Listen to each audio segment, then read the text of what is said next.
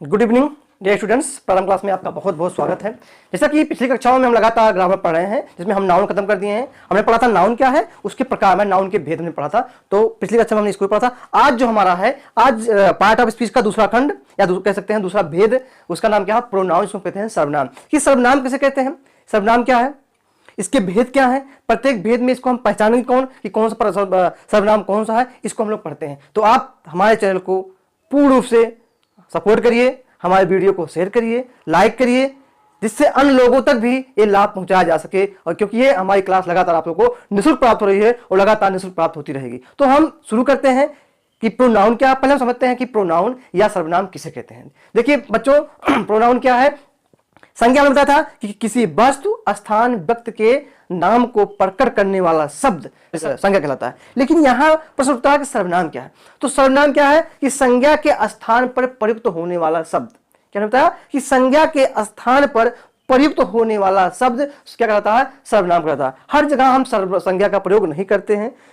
जब हम संज्ञा के स्थान पे उसके लिए किसी शब्द का प्रयोग करते हैं तो ऐसे शब्द को हम प्रोनाउन कहते हैं या हम सर्वनाम कहते हैं। जैसे है ये word that is used in place of a noun is called pronoun. क्या मतलब है, ये word that is used in the place of a noun is called pronoun. जैसे हम एक एग्जांपल यहां लिखते हैं कि हमने लिखा राम इज ए बॉय, कि राम एक लड़का है। बहुत ध्यान से आप लोग समझिएगा कि राम एक लड़का है। अब हमने लिखना है कि वह स्कूल जाता है, राम स्कूल जाता है। तो अब यहां हम राम ना लिख सकते हैं, ही गोज टू स्कूल। अब ये बच्चों जो ही का प्रयोग हुआ है, ये किसके लिए, ये राम के स्थान पर जो ही का प्रयोग हुआ है, यही प्रोनाउन है। हमने क्या बताया, फिर समझ लीजिए कि जो नाउन है वो किसी व्यक्ति, वस्तु, स्थान आदि के नाम को प्रकट करने वाला शब्द होता है। प्रोनाउन क्या होता है कि इसी नाउन के स्थान पर प्रयुक्त होने वाला शब्द ही प्रोनाउन होता है। जैसे हमने एग्जाम्पल बताया कि Ram is a boy, Ram एक लड़का है। राम कहां, राम स्कूल जाता है। तो वहां अगर एक ही वाक्य में लिखा गया सेंटेंस में, तो हम फिर राम को राम न लिख के उसके स्थान पे ही का प्रयोग करते हैं। और एग्जाम्पल देखते हैं, जैसे हमने लिखा कि सीता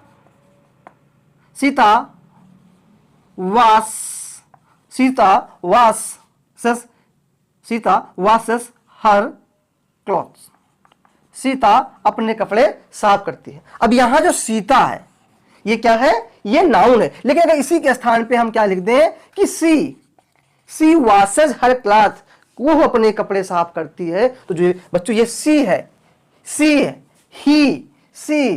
ही, आई, ये सब जो शब्द हैं, ये सब क्या है, सब प्रोनाउन होते हैं। ही, सी, आई, हिज, हिम, क्या लिखा, हिम, यू, ये सब क्या होते हैं, नाउन के स्थान पर जो प्रयुक्त होने वाले शब्द हैं, इन्हीं को हम क्या कहते हैं, प्रोनाउन कहते हैं। अब आगे हम थोड़ा समझते हैं कि जो प्रोनाउन होते हैं इसके कितने भेद होते हैं। इस प्रकार से हमने नाउन के भेद पढ़ा था 5, इसी प्रकार प्रोनाउन के भेद को पढ़ते हैं कि प्रोनाउन कितने प्रकार के होते हैं। तो कौन सा प्रोनाउन, सर्वनाम के भेद कि सर्वनाम कितने प्रकार के होते हैं, इसको हम पढ़ते हैं। देखिए सर्वनाम के भेद कितने, 7 भेद होते हैं। कितने भेद होते हैं, इसको हमने इसलिए यहां लिख दिया है ताकि आपको स्क्रीनशॉट लेने में आसानी हो और आपको सब सही से समझा जा सके। क्योंकि लिख अगर व्हाइट बोर्ड पर लिख के पढ़ाया जाएगा तो थोड़ा सा वीडियो लंबी हो जाएगी। बस जल्द ही डिजिटल बोर्ड आने वाला है, आपको पढ़ाई एकदम सुगम होगी, तब आपको पढ़ने में एकदम क्या होगा, आसान होगा।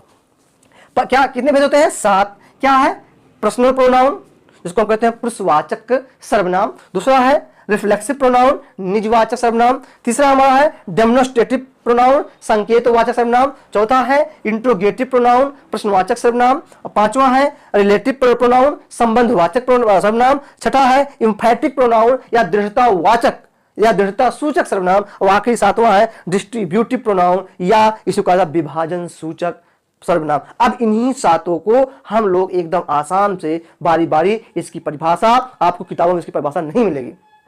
किताब उसकी परिभाषा बहुत कम ही किताब उसकी परिभाषा दी है, लेकिन हमने इसकी परिभाषा को लिखने का प्रयास किया कि ताकि आप इसकी परिभाषा को एक ही पेज पर याद कर लें। इसको यदि आप इसी प्रकार एक पेज पर लिख लेते हैं तो जाहिर सी बात है कि प्रोनाउन से आने वाला कोई भी प्रश्न या प्रोनाउन आपके जहन से, दिमाग से नहीं हटेगा। बस कोई बात है, स्क्रीनशॉट ले लीजिए। इसके बाद स्क्रीनशॉट को क्या करिए, आप एक ही पेज पर इसको जिस प्रकार से हमने लिखा है इसी प्रकार अगर आप लिख लेंगे तो आपको प्रोनाउन एक ही पेज पर सारे प्रोनाउन आ जाएंगे और फिर आपको पढ़ने में, याद करने में कोई प्रॉब्लम नहीं होगी। देखिए पहला है पर्सनल प्रोनाउन या पुरुषवाचक सर्वनाम। इसको समझते हैं कि ये प्रोनाउन किसी व्यक्ति के नाम के स्थान पे प्रयुक्त होता है। हमने क्या बताया कि प्रोनाउन किसी संज्ञा के स्थान पे प्रयुक्त होता है, लेकिन अब यहां आ गया पर्सनल प्रोनाउन। और पर्सनल प्रोनाउन के बारे में हमने क्या बताया कि ये किसी व्यक्ति, यहां ध्यान दीजिएगा, और जो व्यक्ति की बात हो रही है, ये किसी व्यक्ति के स्थान पर निज क्या है, पुरुषवाचक। व्यक्ति में महिला भी हो सकती है, पुरुष भी हो सकती है, क्योंकि व्यक्ति ना तो किसी व्यक्ति के स्थान पे प्रयुक्त होता है। ऐसे प्रोनाउन को हम क्या कहते हैं, पुरुषवाचक प्रोनाउन या पुरुषवाचक सर्वनाम कहते हैं। इसके लिए शब्द क्या होता है, he, see, you, it. He, see, you, it नहीं भाई, दे होगा, इट नहीं, दे, ही, सी, यू, दे आदि शब्दों का प्रयोग किया जाता है। जैसे हमने अभी आपको पहले ही बताया था, जैसे कोई प्रश्न होता है कि वह जाता है या वह किताब पढ़ता है, अर्थात चाहे वह तो he reads book, he reads book, वो किताब पढ़ता है। अब वो में क्योंकि वह एक व्यक्ति है, वह एक व्यक्ति। या सी राइट्स ए लेटर, वो एक पत्र लिखती है, वो एक पत्र लिखती है। तो इसके लिए जब किसी प्रोनाउन का प्रयोग किसी व्यक्तियों के लिए किया जाता है, उसके नाम के लिए किया जाता है, ऐसे प्रोनाउन को हम व्यक्तिवाचक या पुरुषवाचक सर्वनाम कहते हैं। इसके भी तीन खंड हैं, इसको समझ लेते हैं। इसके खंड है प्रथम पुरुष। अब आप थोड़ा सा प्रथम पुरुष यहां पर लेते हैं, थोड़ा प्रथम पुरुष,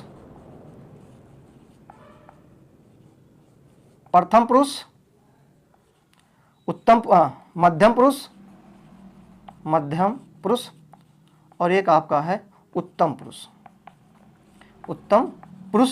पुरुषवाचक सर्वनाम। अब इसके बारे में पढ़ने लिए थोड़ा, जैसे प्रथम पुरुष में प्रयोग किसका होता है, मैं और हम, आई एंड बी। और मध्यम पुरुष में किस शब्द का प्रयोग होता है, यू का।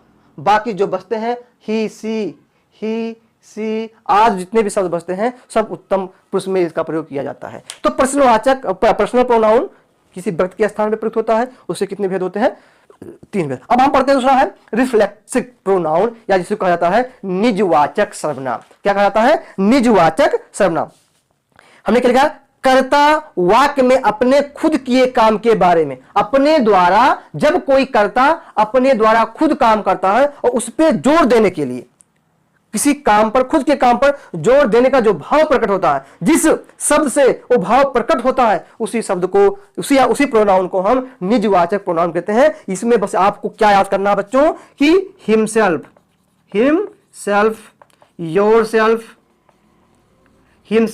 योरसेल्फ, हरसेल्फ, इतना ये तीन सारे शब्द याद करिए कि यदि ये तीन शब्द हिमसेल्फ, योरसेल्फ, हरसेल्फ का प्रयोग किया गया है तो कौन प्रोनाउन होगा, वो रिफ्लेक्सिव प्रोनाउन होगा, या इसे कहा जाता है निजवाचक। निज देखो, देखिए निज माने निजी, अपने निजी कार्य पे कोई अगर जोर दे रहा है, जैसे आई डू माई वर्क, ठीक, तो निजवाचक प्रोनाउन में क्या हिमसेल्फ, योरसेल्फ या हरसेल्फ का प्रयोग किया जाता है। या एक एग्जांपल ऐसे ले देखते हैं कि आई माई सेल्फ सा द स्नेक, मैं खुद सांप देखा हूं। या लेता हूं आई माई सेल्फ सा ए स्नेक, मैंने खुद एक सांप देखा है। आई माई सेल्फ जो दे रहा कि मैंने खुद क्या देखा, एक सांप देखा। तो ऐसे शब्दों जो अपने लिए, खुद के लिए जोर देके काम करने के लिए प्रयोग भाव प्रकट करता हो, ऐसे प्रोनाउन को रिफ्लेक्सिव प्रोनाउन कहा। मैं आपको बता रहा हूं, इतना डिटेल में पूछता नहीं है बस, लेकिन आपको जानना चाहिए कि प्रोनाउन, निजवाचक प्रोनाउन, रिफ्लेक्सिव प्रोनाउन की परिभाषा है। कि कोई पूछे कि आप my self, he self, your self है, इसका मतलब क्या है, कौन सा प्रोनाउन है, तो आपको यह होना चाहिए कि ये खुद के कार्य के लिए उसके जोर देने का भाव प्रकट होता है। तीसरा है डेमोन्स्ट्रेटिव प्रोनाउन, या इसी को कहा जाता है बच्चों संकेतवाचक सर्वनाम।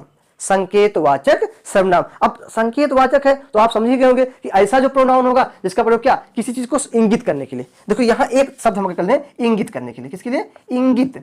जो शब्द किसी भी वस्तु को, व्यक्ति को इंगित करने के लिए प्रयोग किया जाता है, वो जो शब्द होता है वो क्या कहते हैं हम, डेमोन्स्ट्रेटिव प्रोनाउन या संकेतवाचक सर्वनाम कहलाता है। ठीक है, इसके साथ एक आपको सुझाना चाहता हूं कि ये जो ग्रामर की क्लास के साथ साथ एनसीईआरटी सीरीज भी चल रही है, इसमें विज्ञान की क्लासें भी आपको उपलब्ध कराई जा रही हैं। सीरीज शुरू की है हम लोगों ने, शुरू किया है एनसीईआरटी सीरीज, अर्थ से फर्स्ट से लेकर के अर्थ तक के, ताकि सारे बच्चों को एनसीईआरटी का फंडामेंटल या बेसिक फंडामेंटल उनका तैयार हो जाए। तो कक्षा 6 की एनसीईआरटी शुरू है, 7 की 8 की एनसीईआरटी अभी शुरू है, उसके कुछ वीडियो क्लासेस आपको चैनल पे उपलब्ध है, आप जाएंगे प्लेलिस्ट में उनको मिल जाएगा। शुरू करते हैं। तो क्या है, हम पहुंचे थे डेमोन्स्ट्रेटिव या संकेतवाचक सर्वनाम में किसी वस्तु की तरफ संकेत करने के लिए इस प्रोनाउन का प्रयोग किया जाता है। तो हमने पहले बता दिया इंगित, जिस शब्द से किसी वस्तु व्यक्ति की तरफ इंगित किया जाता है, ऐसे प्रोनाउन को क्या कहते हैं, हम संकेतवाचक प्रोनाउन कहते हैं। जैसे इसका प्रयोग कहां होता है, जैसे दिस क्या है, याद करिए, दिस दैट, दिस दैट। जैसे this is my book, this is my book, this is my book, ये मेरी किताब है। तो हम इंगित कर रहे हैं ना कि ये मेरी किताब है। या हमने क्या लिखा, that is your cycle, bicycle. क्या ये तुम्हारी, वो तुम्हारी साइकिल है, वो तुम्हारी साइकिल है। या दीज, दिस, दैट, दीज और those, this, that, these, those, ऐसे शब्दों का प्रयोग डेमोन्स्ट्रेटिव प्रोनाउन के लिए किया जाता है। अगला है चौथा इंट्रोगेटिव प्रोनाउन, या इसे कहा जाता है प्रश्नवाचक सर्वनाम। तो जाहिर सी बात है, प्रश्नवाचक है तो प्रश्न पूछने के लिए जो शब्द प्रयोग किए जाते हैं वो शब्द कौन है, समझ लीजिए कि who, what, why, where, how, how many, how much. ऐसे जो शब्द हैं, इन शब्दों का प्रयोग प्रश्न पूछने के लिए किया जाता है। जैसे तुम कितने साल के हो, या तुम कहां जा रहे हो, क्या मैं खाना खा रहा हूं, या क्या तुम पुस्तक पढ़ रहे हो। तो ऐसे जो शब्द जिससे के द्वारा किसी भी कोई प्रश्न पूछने के लिए प्रयोग किया जाए, ऐसे जितने शब्द होते हैं सब प्रश्नवाचक कहते हैं, प्रोनाउन होते हैं। इसमें हु, व्हाट हमने लिखा, ये सब क्या होते हैं, प्रश्नवाचक सर्वनाम होता है। प्रोनाउन या संबंधवाचक सर्वनाम, अपने संबंध के बारे में, ऐसा शब्द जो अपने संबंध के बारे में बोध कराता हो, ऐसे प्रोनाउन को हम संबंधवाचक प्रोनाउन कहते हैं। इसमें प्रयोग होता है दो शब्दों वाक्यों को जोड़ने के लिए। कभी कभी हु का प्रयोग हो जाता है, किसका, हु का प्रयोग हो जाता है। कभी कभी हुइच का प्रयोग हो जाता है, बीच में दो शब्दों वाक्यों को जोड़ने के लिए। कभी कभी हुड का, कभी कभी क्या होता है, डैट का प्रयोग होता है। अब आगे चलेंगे, आगे जब पढ़ेंगे तो इनका प्रयोग आप जानेंगे कि हु का प्रयोग कहाँ होता है, हुइच का प्रयोग कब होता है, डैट का प्रयोग होता है। तो जान लीजिए, जब कभी दो वाक्यों के बीच संबंध को या दो वाक्यों को जोड़ने के लिए इसका प्रयोग किया जाता है, उसे क्या कहते हैं, हम संबंधवाचक कहते हैं। जैसे that is the boy which I bought, ये वो लड़का है जिसको मैंने खरीदा है। दैट इज द बॉय, लिखता हूं मैं, that is the boy which I bought, ये वो लड़का है जिसको हमने खरीदा। अर्थात इतना समझ सकते हो कि जब हु, व्हिच, दैट का प्रयोग बीच में हो, अर्थात दो वाक्यों को जोड़ रहा है, वही संबंधवाचक सर्वनाम होता है। छठवां है एम्फैटिक प्रोनाउन या दृढ़ता सूचक सर्वनाम। दृढ़ता सूचक सर्वनाम क्या है, जब किसी सब्जेक्ट पर कोई कार्य करने के लिए जोर दिया जाता है, ऐसे शब्द को एम्फैटिक प्रोनाउन कहा जाता है। जैसे क्या है, she helps us cook my food. अगला है कि डिस्ट्रीब्यूटिव प्रोनाउन या विभाजन सूचक, क्या कहते हैं, विभाजन सूचक प्रोनाउन क्या होता है कि संकेत वाले शब्दों के स्थान पे इनका, हमने क्या होता है, जो किसके, दिस, दैट, दिस, दोज के स्थान पे इनका प्रयोग किया जाता है, ऐसे शब्दों को क्या कहा जाता है, डिस्ट्रीब्यूटिव प्रोनाउन कहा जाता है। इसका आप याद कर लें, ईच, यहां लिख देता हूं मैं, ईच का प्रयोग होता है, ईच या नन, नाइदर, क्या लिखा, नाइदर, नॉर, ईच, नाइदर, नार, आइदर, नन, ऐसे शब्दों का प्रयोग हो तो सब क्या होते हैं, सब क्या होते हैं, डिस्ट्रीब्यूटिव प्रोनाउन होते हैं या विभाजन सूचक सर्वनाम होते हैं। तो आज हमने क्या पढ़ा, आज हमने पढ़ा प्रोनाउन क्या है और प्रोनाउन के भेद की पढ़ा। प्रोनाउन हमने पढ़ा, प्रोनाउन किसी संज्ञा के स्थान पर जो शब्द प्रयोग होते हैं उन्हें हम सर्वनाम कहते हैं, इसके 7 भेद होते हैं। तो आज इतना ही। अगली कक्षा में हम पार्ट ऑफ स्पीच का तीसरा भाग या तीसरा खंड जिसको कहते हैं हम लोग एडजेक्टिव, हम लोग एडजेक्टिव के बारे में पढ़ेंगे। एडजेक्टिव क्या है, इसके कितने भेद होते हैं, इसके मतलब इसकी परिभाषा से इसके एग्जाम्पल को हम पढ़ेंगे। इस प्रकार हम लोग जल्द ही पूरा पार्ट ऑफ स्पीच को खत्म करेंगे, फिर हम लोग घुसेंगे कहाँ, ट्रांसलेशन घुसेंगे। तो आज के लिए इतना ही, आपको बहुत बहुत धन्यवाद।